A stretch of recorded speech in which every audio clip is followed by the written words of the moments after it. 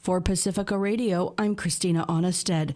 Evacuations are underway in Ukraine after a major portion of the Kakhovka Dam collapsed. Ukraine blames Russia for the sabotage. Russia blames Ukraine as they both evacuate residents. The incidents triggering floods, endangering Europe's largest nuclear power plant in Zaporizhia and threatening drinking water supplies. Rafael Grossi is head of the United Nations International Atomic Energy Agency. Absence of cooling water in the essential water systems for an extended period of time would cause fuel melt and inoperability of the emergency diesel generators.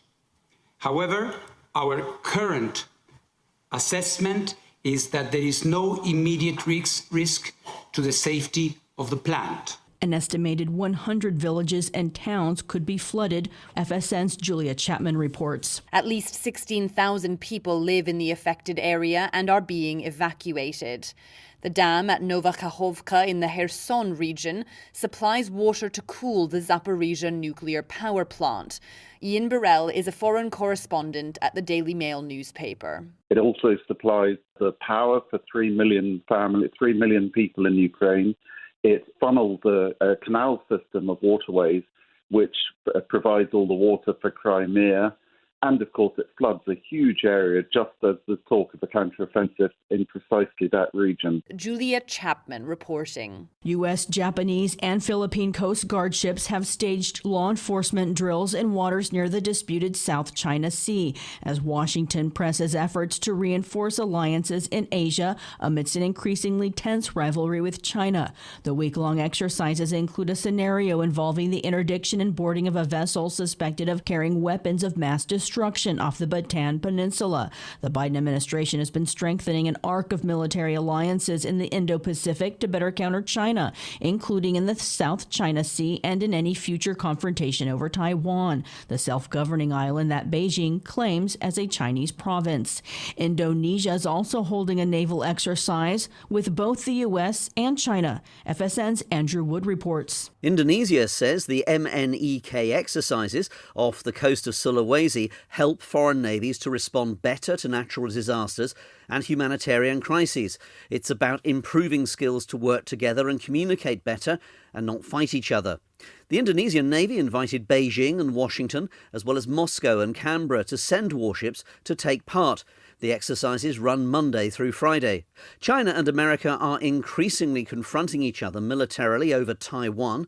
That's a democratically governed island that Beijing says is a renegade province to be retaken by force if necessary. Andrew Wood, Hong Kong. California officials are investigating whether Florida's Governor Ron DeSantis is behind a flight that picked up asylum seekers on the Texas-Mexico border and flew them, apparently without their knowledge, to California's capital Monday. It was the second arrival of migrants flown and bused to the state in recent days. California Governor Gavin Newsom lashed out at Florida's governor on social media, calling DeSantis, a Republican candidate for president, a small, pathetic man, and posting the state's definition of kidnapping, which the incident could potentially qualify as. California Attorney General Rob Bonta says he is investigating the incident that left about 20 adults, mainly from Venezuela, who were flown by private jet to Sacramento Monday. 16 other migrants arrived Friday. Officials say they're providing services as their asylum claims are considered a model of how to treat migrants. Atlanta City Council approved additional funding for the construction of a police and firefighter training center known as Cop City early this morning, despite hundreds of activists flooding the council chambers in opposition, speaking against the project for some 15 hours overnight. The vote was 11-4 to pay upwards of $67 million, $31 million, and then $1.2 million each year for 30 years. Atlanta resident Gary Spencer told council members the money would be spent better elsewhere. Invest in affordable housing. Invest in affordable health care.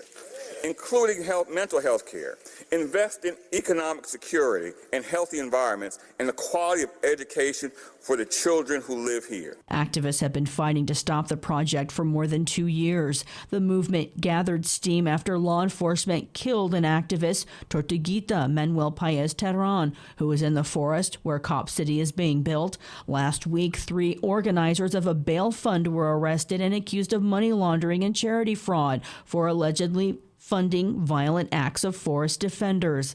Atlanta Senators Raphael Warnock and John Ossoff, both Democrats, expressed concerns with the arrests over the weekend. Warnock warned the arrest could have a chilling effect on free speech and protected rights to protest. He also noted bail funds have a history of supporting movements that move the nation forward, including civil rights. I'm Christina Onestad reporting for Pacifica Radio.